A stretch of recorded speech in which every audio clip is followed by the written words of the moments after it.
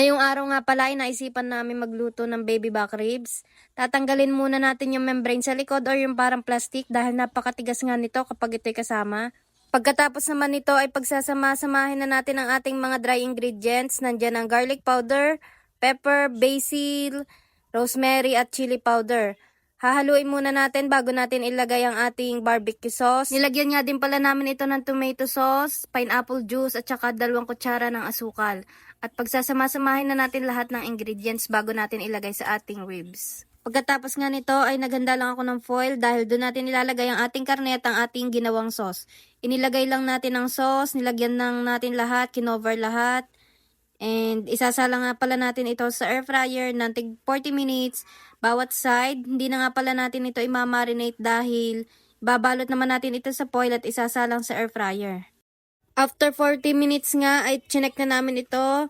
And then binalik namin, isinalang ulit namin ng isa pang 40 minutes. And ito na siya. Napakalambot na.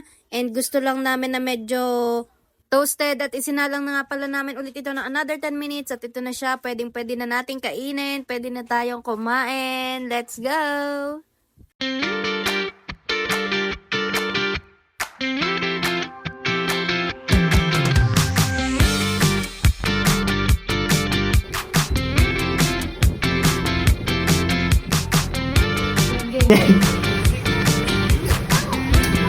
Ang init.